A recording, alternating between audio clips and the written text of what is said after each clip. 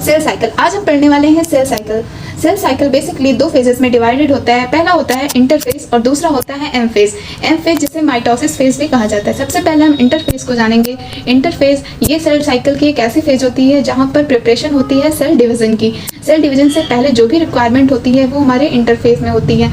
इसे हम resting phase भी कहते हैं क्योंकि ये प्रिपरेशन कर रहा होता है, इसलिए इसको रेस्टिंग फेज कहा जाता है। सेल साइकिल का मैक्सिमम टाइम हमारे इंटरफेज में जाता है। मैक्सिमम 95% टाइम इंटरफेस ले लेता है। इंटरफेस ये एक ऐसी फेज होती है जिसमें 3 फेजेस आती हैं। ये तीनों फेजेस से मिलकर बना होता है इंटरफेस।